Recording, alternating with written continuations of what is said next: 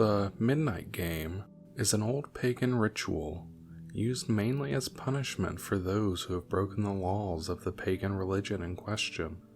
While it was mainly used as a scare tactic to not disobey the gods, there is still a very existent chance of death to those who play the midnight game.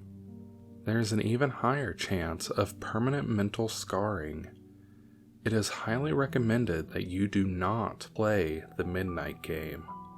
However, for those few thrill seekers searching for a rush, or for those delving into obscure occult rituals, these are simple instructions on how to play. Do so at your own risk. Prerequisites. It must be exactly 12 a.m. when you begin performing the ritual. Otherwise, it will not work. The materials you will need. You will need a candle, a piece of paper, a writing implement, matches, or a lighter, salt, a wooden door, and at least 1 drop of your own blood. If you are playing with multiple people, they will need their own of the aforementioned materials, and they will have to perform the steps below accordingly. Step 1. Write your full name, first, middle, and last, on the piece of paper. Put at least 1 drop of blood on the paper and allow it to soak in. Step 2. Turn off all the lights in the place you are doing this. Go to your wooden door and place the paper with your name on it in front of the door. Now, take out the candle and light it. Place it on top of the paper. Step 3. Knock on the door 22 times. The hour must be 12 a.m. upon the final knock. Then, open the door, blow out the candle, and close the door. You have just allowed the Midnight Man to enter your house. Step 4. Immediately relight your candle. This is where the game begins. You must now lurk around your completely dark house with the lit candle in your hand. Your goal is to avoid the Midnight Man at all costs until 3:33 a.m. Should your candle ever go out, that means the Midnight Man is near you. You must relight your candle in the next 10 seconds. If you are not successful in doing this, you must then immediately surround yourself with a circle of salt. If you are unsuccessful in both of your actions, the Midnight Man will create a hallucination of your greatest fear and rip out your organs one by one. You will feel it, but you will be unable to react. If you are successful in creating the circle of salt, you must remain there until 3:33 a.m. If you are successful in relighting your candle, you may proceed with the game. You must continue to 3:33 a.m. without being attacked by the Midnight Man or being trapped inside the circle of salt to win the midnight game. The Midnight Man will leave your house at 3:33 a.m. and you will be safe to proceed with your morning. Additional notes. Indications that you are near the Midnight Man will include a sudden drop in temperature, seeing a pure black humanoid figure through the darkness, and hearing very soft whispering coming from an indiscernible source. If you experience any of these, it is advised that you leave the area to avoid the Midnight Man. Do not turn on any lights during the midnight game. Do not use a flashlight during the midnight game.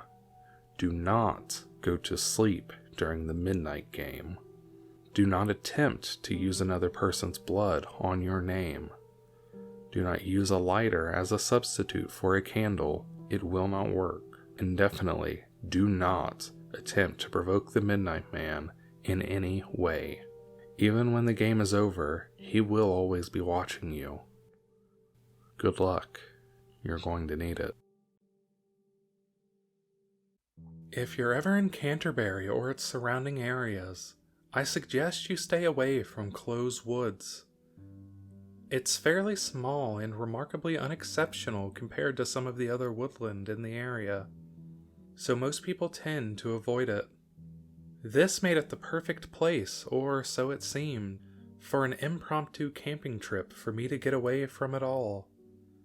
It's actually quite dense woodland when you get right into it, giving you that feeling of utter isolation from the rest of the world.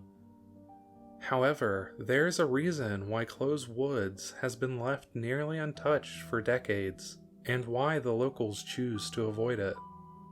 Hell, the road leading through it hasn't been used in so long that it's been covered in overgrowth, but we'll get to that later. The day had dawned, the car was packed, and the drinking had begun. Of course, as is the way with most things, the journey wasn't as smooth as one would have hoped. The road which leads through Closed Woods was actually a lot worse than I had anticipated. It was in a state of complete disrepair, with weeds and brambles completely covering it. I had to leave my car in the closest spot I could find and walk the rest of the way, which wasn't easy with the gear I had. This really was a laborious task. The forest was thick and unforgiving, leaving me scratched and bruised from my battle with the foliage. I had a small knife with me which I used to hack through the brush, but it was still a challenging task. I was beginning to get a bit nervous at this point. I had never been camping by myself before, especially not in the middle of the woods, but I decided now was as good a time as any to prove to myself that I could do it. In preparation, I watched 20 episodes of Bear Grylls the night before and figured, hey, if he can do it, why can't I? Still, I couldn't shake the feeling of unease. Closed Woods is very quiet, almost silent in fact. You'd expect to hear birds singing and local wildlife going about their day, but there was nothing. It seemed as if I was the only living thing in the forest. It was a hard feeling to shake, but I stayed rational and convinced myself that I was just being stupid, so I kept going. As luck would have it, after only about an hour's walk, I managed to find a great clearing to set up in. It was probably about 30 feet in diameter and almost a perfect circle, with one solitary tree off to the north, just breaking the line of other trees. There was also an interesting rock formation about 30 feet away from it. It looked like some sort of scepter. It had a large black spherical rock atop a long black cuboid. I marveled at it for a few seconds before moving on.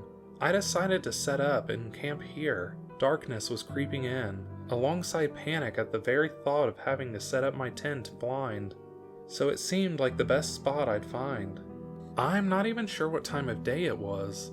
The forest canopy was so dense that hardly any light managed to seep through.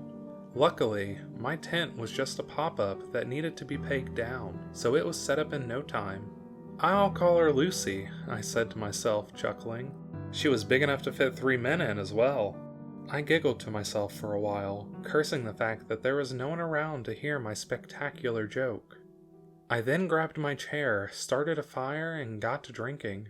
The tent was on my left, the fire was dead ahead, the place where I, relieved myself, was behind, with a thick tree line surrounding me. I still cannot believe how dark that night was. The darkness was suffocating. I'm not sure if it was because I was nervous, but I felt as if I was gasping for air. I couldn't see past the fire. I could barely even see my own tent for that matter. I tried to take my mind off of things by roasting marshmallows and listening to music, but lo and behold, my phone was dead. Have you ever experienced a silence so intense it's almost deafening? There was literally no sound whatsoever. I could almost hear my stomach digesting the marshmallows as I scarfed them down, desperately trying to fight off the panic that was beginning to overwhelm me, when suddenly the silence was broken by the rustling of leaves about 10 feet to my right. Dim lights appeared around the clearing. I'm not sure if it was just my mind playing tricks on me, or if it was just the embers from the fire. At that moment, I must have looked like a deer in headlights. I swear, I turned my head so fast that I'm surprised I didn't break my neck. I was straining my eyes and craning my neck, trying to identify the source of the noise. The only reason I found it was due to it moving again. That's when I noticed the source of my fears. A tiny bunny rabbit hopping through the leaves without a care in the world. I breathed a sigh of relief, cleaned the metaphorical shit from my pants, and chuckled to myself about being such a coward. I didn't sleep at all that night. It was too dark and too quiet, It felt like I was being watched. It's hard to explain, but it felt like at any moment someone, or something, would come crashing through Lucy's flap to ambush me. However, nothing came. My hand didn't leave the knife I'd placed under my pillow for 1 second. I was ashamed. I felt like a frightened child calling out to his parents in the night. I felt as if I needed to talk to someone in order to get out of my own head. I summoned all my courage and decided to stay another night so I could get over my childlike fear of the dark. It's a good thing I was already on my way to my makeshift toilet because of what I saw when I left my tent that morning. The rabbit, which was so merrily hopping around my tent the previous night, was dead. In fact, it had been cut in half and left at the base of the isolated tree. I couldn't look at it long. The mutilated corpse was making me feel ill. How could I have not heard it? It didn't make any sense. How could I have heard it hopping around but not getting sliced apart? Whatever did it must have been bigger than the rabbit, so surely it would have made more noise. I assumed that there was some sort of bird nesting in the tree, and it must have killed the rabbit. That was the only plausible explanation. I decided to kill time by having a look around the surrounding area. Like I said, I had never been camping before on my own, so I had no idea how to pass the time. So I decided to do some quick exploration. And what do you think I saw? You guessed it, more trees. There were a few interesting things though. For example, I had only walked about 30 yards or so before I stumbled upon a large, perfectly spherical black rock. It was about the size of your average football, and it was nesting itself atop a larger rock. This rock was similar to the first. It was black and smooth, but it resembled more of a cube than a sphere. A strange feeling washed over me. Had I got myself lost? This was an extremely similar formation to the one I had seen yesterday, but I had gone the opposite way from my camp. I ran back through the brush to where I assumed the formation was. Luckily, I found it and let out a sigh of relief, realizing I hadn't gone completely insane. I was intrigued now, though. I started wandering around the edge of the clearing looking for more of these formations.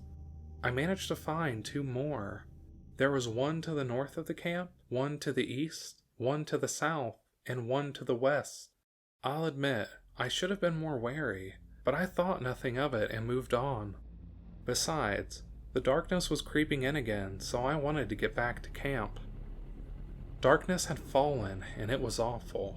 I wanted to leave and go home, but I'd never find my way.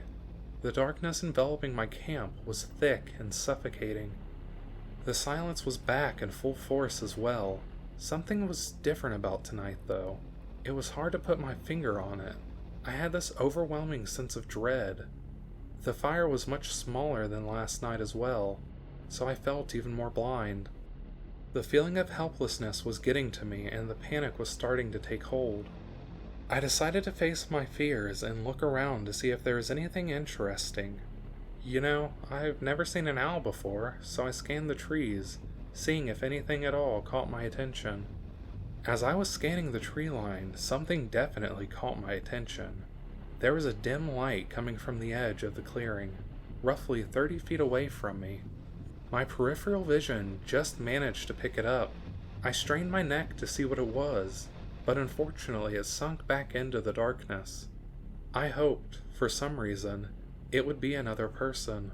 My naivety was getting to me. Another speck of light appeared. I could only see it in my peripheral vision as I turned my head, but it was roughly 90 degrees away from where the first one was. Again, I turned to look, but I couldn't see it anymore. Wild thoughts started running through my head at this point. Were these people? What were they doing here? What did they want from me? I even began to wonder if it was the rock formations that were somehow emitting light, but I dismissed it. I had another scan of the tree line and my heart stopped. Something caught my eye. It was hard to make out exactly what it was, but I thought I saw a silhouette of a person peering out from behind the tree, the lone tree which I had chosen to camp with. As soon as I looked at it, it disappeared back behind the tree. I leapt out of my chair. My heart was racing, my limbs felt like jelly, and it felt like all the blood was rushing out of my head.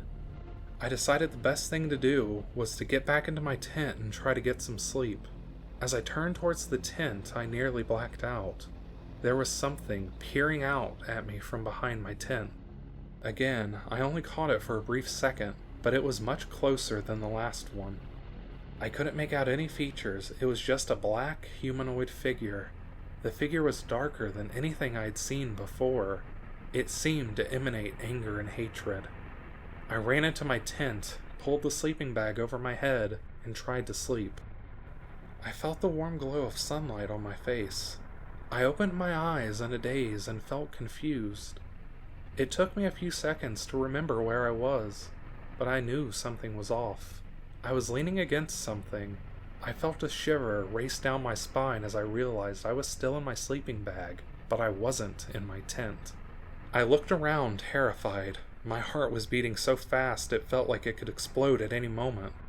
I could see my tent directly in front of me. The flap had been ripped open and my stuff was strewn around the clearing. In that moment I realized where I had woken up. As I turned my head towards the sky, my fears were confirmed. I sat at the base of the tree. I sprung up to my feet, blind with terror at this point. I saw one word carved into the tree above where I had been resting.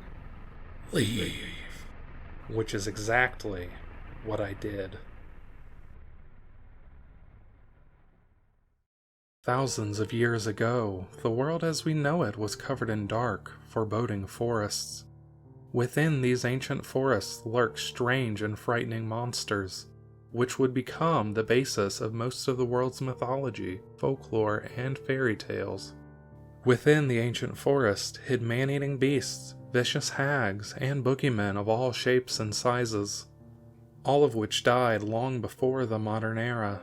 They exist only in the imagination of those who have kept the wisdom of their ancestors alive in song, dance, and written stories. Yet, every now and then, the ancient forests return, spiriting people away from their homes or work and trapping them within the twisting nether. These people are presumed missing by the world and rarely return, and even when they do, they are often without memory or means of identification. Within the ancient forests, these souls walk endlessly, pursued by the many dark forces that lurk within. There is no reason behind these events, no purpose, and no grand design. This, perhaps, is what is most frightening to the modern mind. The idea that even in our so-called age of reason, people can be taken away in the flash of an eye to a realm beyond our own. A realm which refuses to play by our limited notion of reality. You can never tell when it will occur or who will be taken next. It is as random as death itself. No search party could find you. No priest or holy man could pray for you. Friends and family would be powerless. This is no fairy tale, but the fate of hundreds every day. How, you may ask? Do you protect yourself? The answer is simple. You don't. Live every moment of every day as if it were your last. Find happiness in the smallest things and do not be quick to anger, for this world is fleeting, and no one knows what awaits us when our time finally comes. My name is Andrew Eriks. I lived, once, in a city called New York. My mother is Terry Eriks. She's in the phone book. If you know the city and you read this, find her. Don't show her this, but tell her I love her, and that I'm trying to come home, please. It all started when I decided, around the time that I turned 25, that it was time for me to give up taking my backpack in to work. It would make me look more mature, I thought, if I weren't lugging around a book bag everywhere like a high school student. Of course, this meant that I had to give up reading in the subway in the mornings and afternoons, since I couldn't quite fit my paperbacks into a pocket. A briefcase would have been out of line, since I was working in a factory, and messenger bags always seemed a little, fruity to me. Too purse-like for my liking. I had an MP3 player, which helped pass the time for a while, but when it broke, it would shut down at the end of every song, if I didn't skip to the next track manually. I gave up on that too. So every morning I'd sit in the metro for a half hour that dragged on endlessly, with nothing to do but watch my fellow passengers. I was slightly shy, so I didn't like to be caught at it, so I'd surreptitiously watch people. Interestingly enough, I quickly discovered that I wasn't the only person in the world who was uncomfortable in public. People covered up in various ways, but I learned to see through them. I divided them into categories in my head. There were fidgeters who couldn't get comfortable, constantly moving their hands, shifting their weight, moving their legs closer to the bench, then further. They were the most noticeably nervous types. After them were the fake sleepers, who take their seat and practically close their eyes in the same second. Most of them weren't really sleeping though. The real sleepers shifted more, and came awake suddenly at stops or after loud noises. The fakes just zoned from the second they sat until the moment the train pulled into their stop. Then there were the MP3 player addicts, the occasional laptop people, the people who traveled in groups and talked too loudly. The cell phone junkies were either very popular or just completely unable to shut up for more than 2 minutes at a time. Just as people watching was threatening to get unbearably boring, I found my first incongruity. A middle-aged looking man, brown hair, average size and weight, and dressed casually. Oddly enough, he seemed almost too normal. He had no remarkable features, no mannerisms, as if he were designed to fade into a crowd. It was that which led me to notice him. I was intentionally trying to see how people acted on the subway, and he didn't act at all. Didn't even react either. It was like seeing someone sitting in front of a television, watching a documentary about fish. They aren't excited or engaged, but they aren't looking away either. Present, but not accounted for. He was on the subway in the afternoons. It was more than a month into the people-watching experiment before he caught my eye. Because I didn't catch the same subway every day, and didn't consciously sit in the same car when I did. I saw him for the first time on a Monday, I believe, and for the second time on the Thursday of the same week. He obviously did catch the same train and sat in the same car, in the same seat, even. OCD much? I thought at the time, since he'd caught my attention so much the first time, I watched him more avidly the next. He was, frankly, downright unsettling. He sat there, expressionless, head straight, no matter what happened. A woman with a wailing child entered the car and sat right behind him, and still nothing. He didn't so much as turn his head or frown in annoyance. And that kid was fucking loud, too. By the time I reached my stop, I found myself queasy, and when I exited the car, my hands were shaking like I was having a nicotine fit. Something about that man was wrong. He was, I thought, some kind of freak. A sociopath, maybe. One of those quiet guys it turns out has a dozen women's heads in his freezer. The first victim, his mother. I found myself intentionally dawdling after work in the afternoons, stopping to browse in kiosks in the mall near the subway, even when I didn't intend on buying anything. For a couple weeks, I avoided catching that subway, and when I found myself at the stop when it was pulling in, I made sure to choose a train car as far from the one I'd seen him in as possible. Then, one morning, I saw another person who set off the same warning bells in my head. A woman, just as plain looking, just as out of place in the hustle and commotion around her. The moment I recognized her, I realized later, was when my obsession began. My people watching, which had began as a bit of a hobby to stave off boredom, became something of a religion to me. I couldn't enter a subway or ride a bus without finding myself examining everyone, filling out a mental checklist in my head. Plain clothes of solid colors, no brands, check. No expressions, no casual glances out the window or towards other passengers, check. No bags, purses, or accessories, check, check, check, check. We've got another. I started calling them the strangers.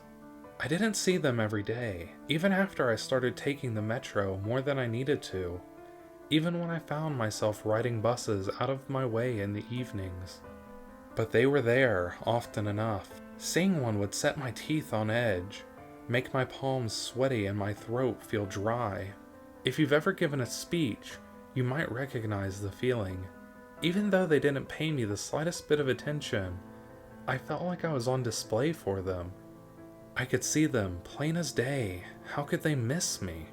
They didn't, though, not in any way that I could tell, and when, eventually, my curiosity overpowered my fear, I decided to follow one.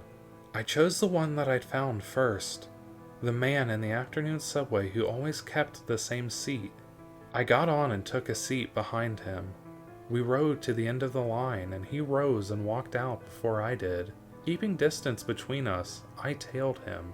But he didn't go far. He took a seat on a nearby bench, as expressionless as always, and I turned a corner and waited, trying to look nonchalant. After a few minutes, the next metro arrived, and I watched him enter it, and saw him take the same seat. I couldn't find the nerve to follow him again. He hadn't gone anywhere. He just rode the metro to the end of the line, and then what? Rode it back? What possible reason would anyone, have for that? It nagged at me, long after I rode a later train back home and tried to get some rest. I couldn't leave it alone, not until I could make some sense of it. I found myself more than confused. I was downright angry now. Why was this uncanny bastard, this almost inhuman person, riding subway trains back and forth, going nowhere? The mind, I once read, recoils from certain things, because the very sight of them is an affront.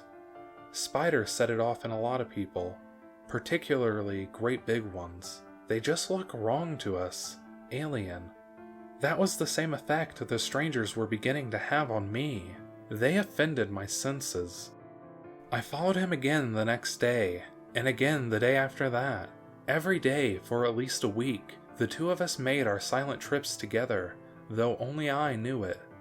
By the end of the week, I was following him for hours, until the last train stopped near my apartment block that night.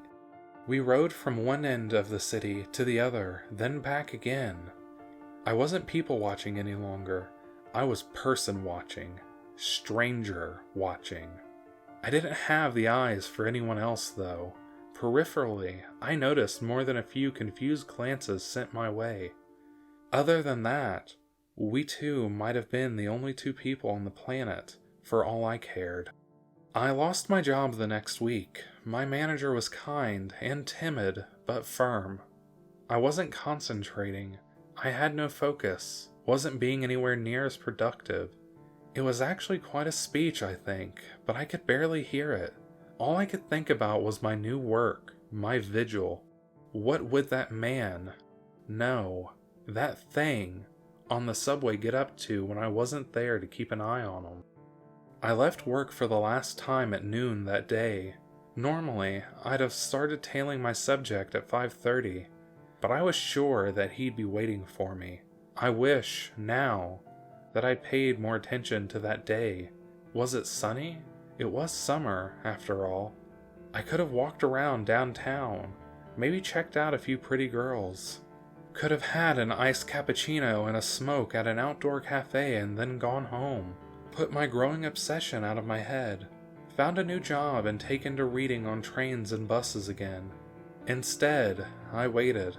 More than one train goes up and down the lines, so I sat in the station for at least an hour until I saw him through a window.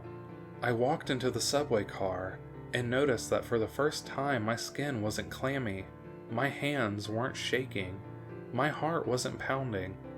I sat, for the first time, right across from him, directly in his line of sight. I watched for a change in his face.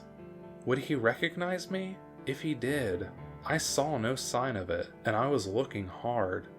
We must have made quite a pair sitting across from one another that afternoon, staring at and into one another.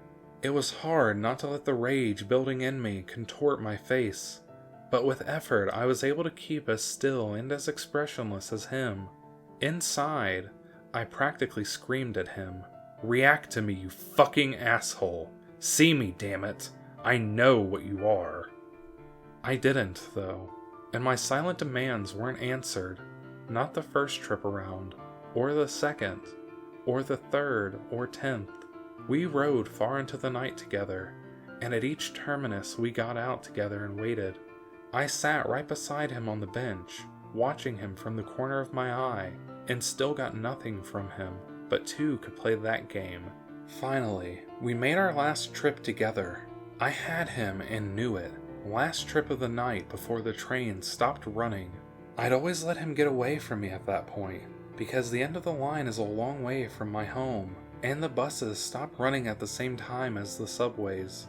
But this time I'd follow him, finally see what he was when the train stopped running. I'd get some answers, maybe. The subway rolled on, and the anticipation grew in me. The car emptied out around us slowly, until it was just we two silent watchers below the city. I fought to keep a manic grin at bay, and the subway train slowed to a crawl, then stopped, the end of the line. The stranger didn't move, still didn't react at all. The car stood still, doors open. I could dimly hear the last few stragglers making their way out of the station, somewhere behind us. Footsteps echoing in the silence. The speaker system dinged to let anyone half asleep know that we'd reached the terminus. Still nothing. And finally, I could hear footsteps again. A conductor or something, popping his head into each car to make sure it was empty before taking the train wherever the hell it goes for the night. I didn't take my eyes from my silent quarry. I managed to see the conductor from the corner of my eye when he finally reached our car. He looked in, his eyes roamed over us, and a puzzled look came over his face. He blinked a few times and paused. I waited for him to speak, and the moment stretched out. But then, with a slight shake of his head, he left us. There was a car ahead of ours, and I heard him stop to check that too. And then a few minutes later, the train started up again. We rode for a time, and then looped around, and the subway was parked. I could see into the windows of more trains on either side of us, and through their opposing windows even more. And then he smiled at me. It was just a small curl of the lip that would have gone unnoticed if I hadn't spent the last several hours studying his face. "So," he said, in a rough baritone, "here we are." I tried to respond, but couldn't right away. My throat had clamped shut. Terror filled me. It felt like the whole underground cavern we were in had just collapsed onto me. I coughed and stammered and finally managed, with a raspy voice, to ask the question that had kept me up at night, and drove me halfway into madness, and led me to this place in this moment. What are you?" He ignored me. He stood, and the train doors opened. Then, shockingly, he turned to face me. "Coming?" He didn't wait for an answer, but walked out into the platform. I scrambled to follow. "Come on, damn it!" I shouted. "Talk to me! Who are you? What? Why do you ride the fucking metro all day?" He didn't look back or slow his step. I couldn't see his face, but it's safe to guess that he didn't react at all. No more than he had to anything else. I stalked after him, still shouting for a time, but eventually gave up. 5 words was all I was going to get out of him, I guessed. We walked along the platform until we came to a junction, then turned. Now we were perpendicular to the trains around us. The path ahead was lit from above, but I couldn't see where it ended. The trains on either side of us went on forever as far as I could tell. Far too many trains to service one city, I realized. It wouldn't have mattered by then, I figure, but I probably should have paid more attention to that at the time. I'm not sure how long we walked. I had a watch once, but it broke. I took out my cell phone at one point, but got no reception down there, and all it would show me was no signal. The stranger would stop every now and then and look at a subway car for a minute or two, but then pass on. It took me a while to figure out why, but eventually I saw that they weren't all the same. Long lines of them would be similar, and then we'd come to a different model. It'd be a little larger or smaller, or have a slightly different shape. The cockpits, or whatever you call the front of the train where the conductor sits, were superficially different as well. I didn't, and I don't know exactly what he was looking for, but eventually he must have found it, because we turned again, and the subway doors opened when my impromptu guide stopped in front of them. We entered and took our seats. "Are you willing to speak now?" I asked. No answer. I sighed with frustration and seriously weighed the pros and cons of punching him right in the face for a time, when suddenly, the lights in the car came on and I heard the engine starting up. He gave me a look that was almost sad. "You're not going to be able to go back." "What are you talking about? Go back where?" Nothing again. The stonewalling asshole. The train lurched into motion, pushing off in the opposite direction than the one we'd came from, I think. The endless parade of them had thrown off my sense of direction. It rolled for a few minutes and then began to slow as we approached the stop. His vacant gaze grew sharper, and for the first time I got the sense that he was actually staring at me, rather than just looking in the direction I happened to be in.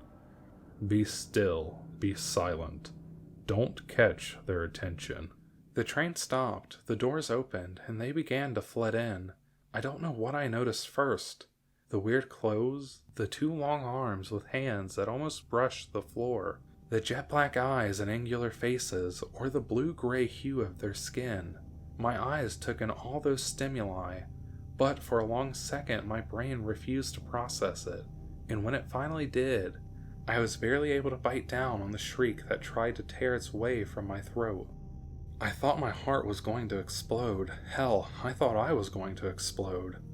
I was like a strummed guitar string. Everything in me lurched and throbbed. My sight grew dizzy, which I was thankful for, and I vomited.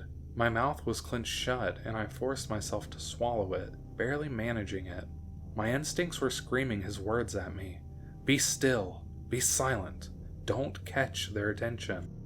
That day is a blur. We rode the subway car up and down the line, still and expressionless, for hours, for days perhaps. It seemed much longer than the line I knew, the line I'd followed the stranger along. The hideous things around us seemed to pay us no undue attention, though we must have stood out fiercely. I was so petrified with fear that when we finally returned to the endless cavern of trains, alone, I burst into tears. I collapsed to the floor and just sobbed for a long time, the stranger watching impassively. When I gained control of myself, I looked at him imploringly. "Take me home," I croaked. "Please." "I can't. Don't know which one of these would lead you back, if any of them do," he told me. He stood and walked out onto the platform, and I rose wearily and followed him. He spun around, sharply. "I think you've followed me enough." The rage I'd felt for him before, that the panic had temporarily buried, rose up in me. "What?" I screamed, rushing forward. I grabbed him by the shoulders and with a burst of insane strength I didn't even know was in me, slammed him up against the side of a metro car. "You fucking son of a bitch, what the fuck did you do to me?" I slammed him again and again. "Take me back!" He bore it all passively, and soon the flare of anger in me guttered out, leaving me hollow. "Please," I begged. "Please take me home." "That's not how this works. If we stay together, it's more likely we'll be noticed. Go your own way, be still and subtle, and they'll think you're one of theirs." "How could you do this to me? Why?" He gave me an almost sad look. "I had to. You will too. You get stuck sometimes." He brushed my hands off his shoulders and turned to walk away. I fell to my knees, suddenly out of strength, and watched him leave. At the junction, he turned back to face me. "I'm sorry." And then he was gone. I stayed there, on the cold tiles, for a very long time. I curled up into a ball and wept for a while. After there weren't any tears left in me, I even managed to get some sleep. When I awoke, the subway train that I'd come in on was gone, off carrying more blue-gray abominations to wherever blue-gray abominations go. I couldn't handle going back there anyways. I tried to find my way back to where I'd started, to find a subway that I recognized, but I wasn't even sure which direction I should have been going in anymore. I walked for an hour, then another. Finally, I found one that might have looked familiar, or I was desperate enough to imagine that it did. When I stepped up to the door, it opened for me, and I took a seat. It started up, and in spite of being a lifelong agnostic, I prayed my heart out. The train slowed to a stop, the doors opened, and for a second I thought I was saved. People, human beings, I'd be the most devout man in the world. Then I noticed the eyes, specifically the third, large eye in the center of their foreheads. Well, fuck you then, God, I thought. They were easier to take than the last bunch, though, and I was thankful for that. The third eye blinked independently of the other two, though, and that was nauseating. And when one of them smiled or laughed or spoke with another, I couldn't help but notice that their teeth were sharp and misshapen and yellow-green with filth. But if I was careful and selectively blind, I could pretend for a stretch that I was home, until one of them entered with a sandwich in hand, and I realized with a start that I was starving and hadn't eaten or drank in what must have been days.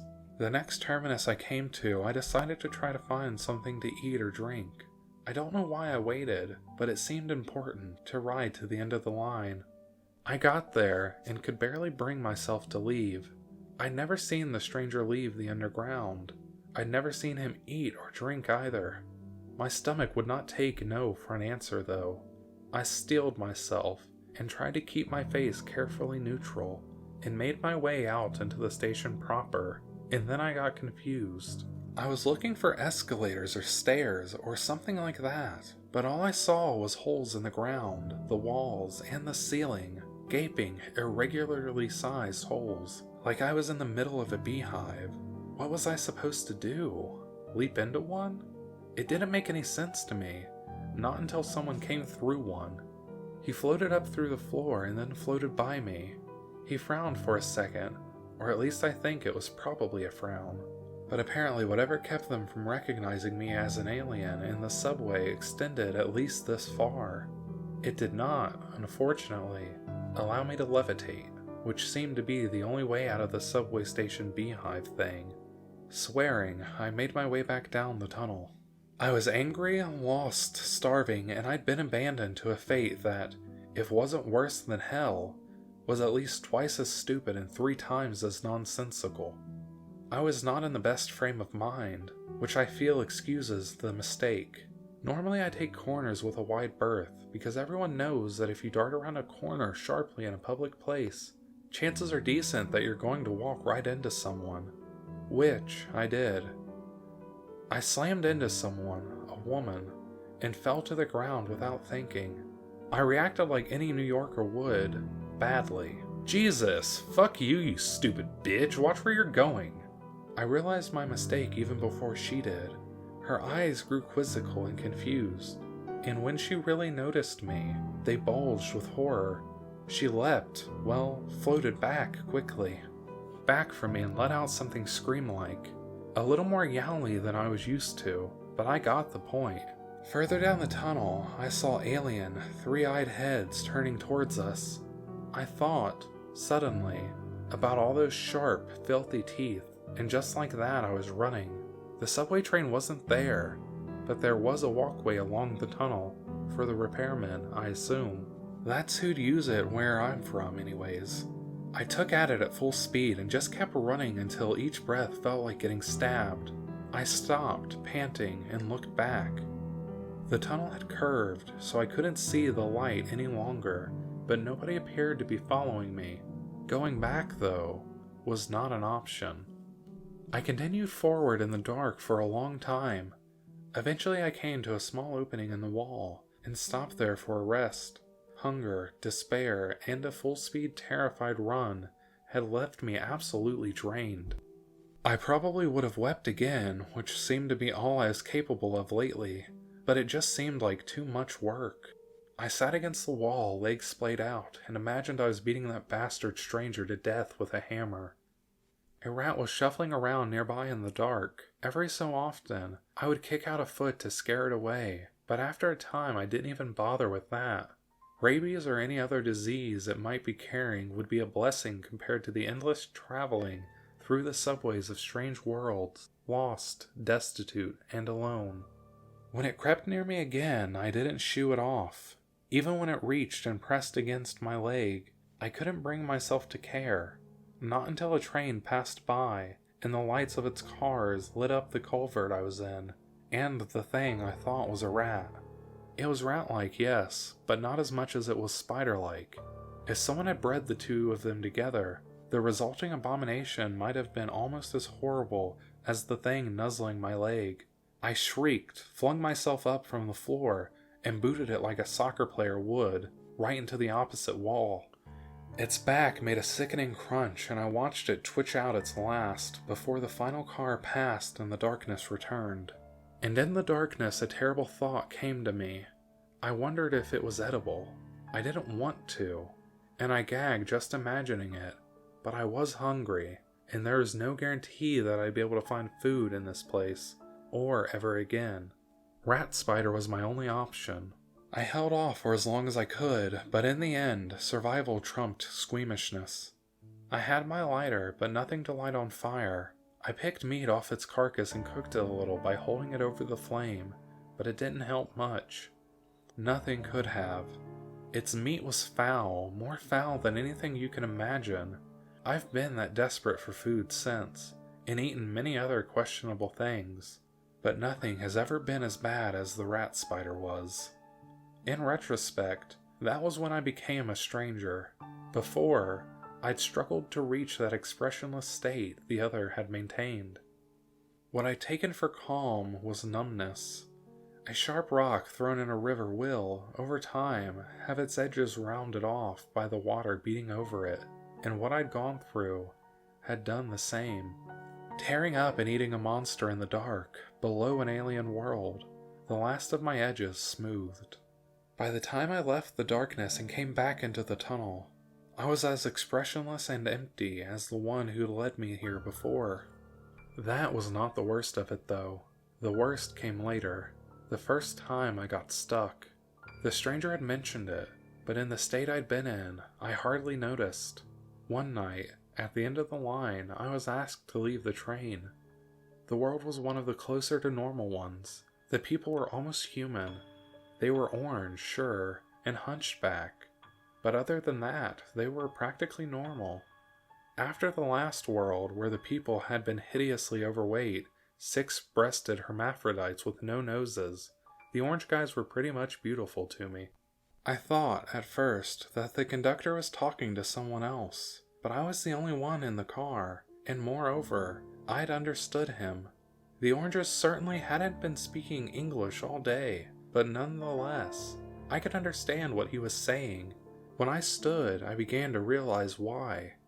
I couldn't stand up straight. I was hunched back, and as I saw in my reflection against the windows as I exited, orange. I pieced together the rest from there. Stuck meant that I was trapped in this world for some reason, and stuck looking like them as well, which would be handy if I wanted to take the opportunity to leave the subway station, which is possible most times, but requires a lot of care and it's quite overwhelming. Alien worlds are a little revolting, I've found. You try to compare them to your own, but the differences are so vast that it just makes you sick. I left that subway station anyways, because it was clear I wasn't returning to the central hub that night, or any other night, I soon found out. Whatever had let me go unnoticed wasn't working any longer. I considered, briefly, staying, but this place wasn't home, and could never be. Even if they looked like me, their culture was bound to be different. That was a lesson I'd learned before. Even worlds where the people are absolutely indistinguishable from me are fraught with danger. I was once on a world where the people looked just like me.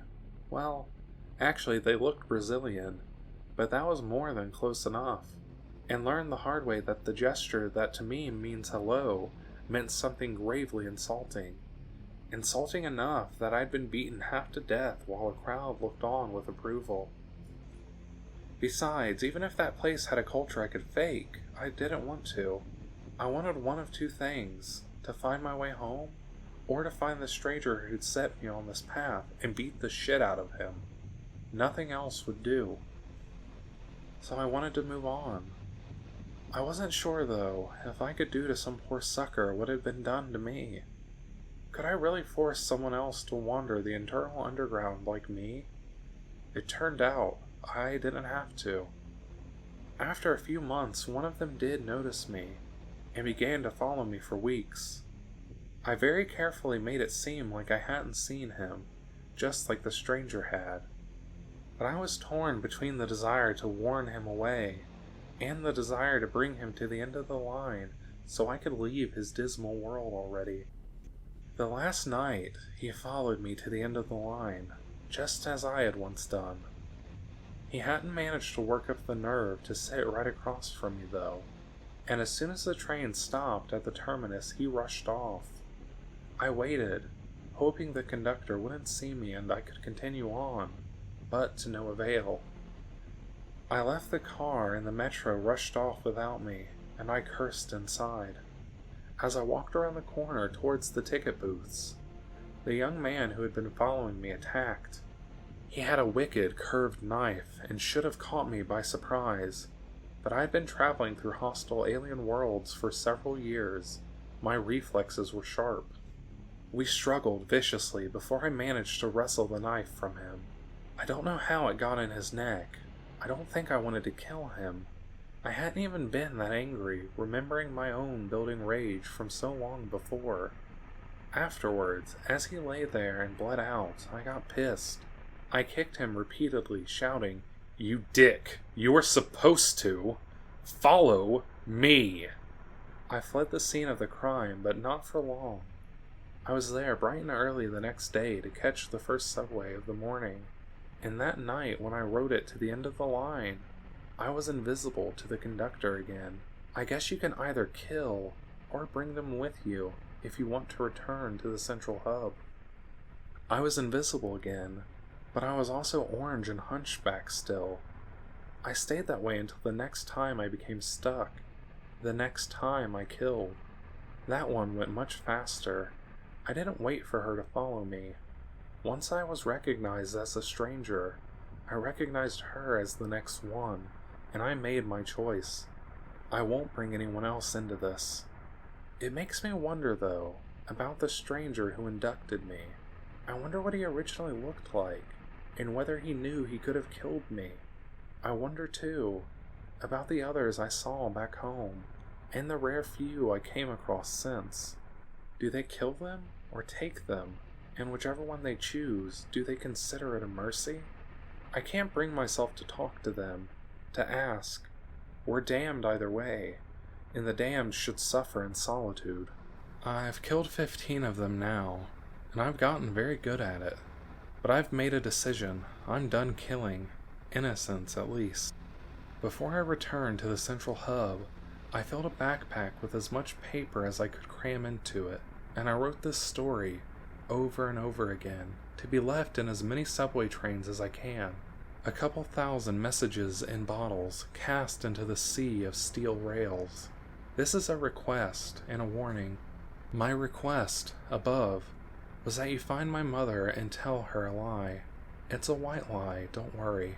Tell my mother that I love her, and that I'm trying to come home. It may give her some hope, or a small measure of peace.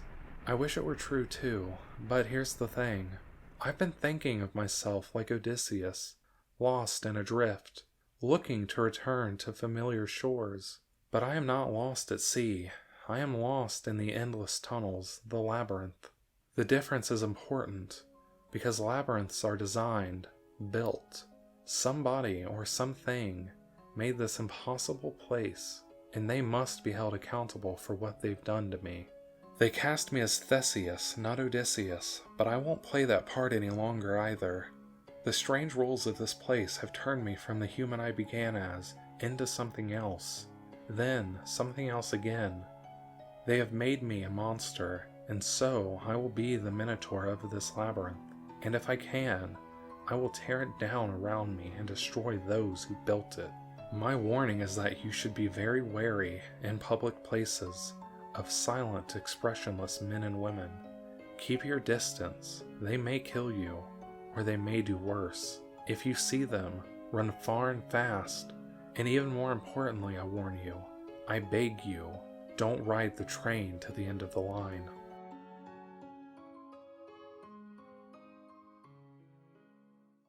Thanks for listening, and remember, you cannot hide from the void.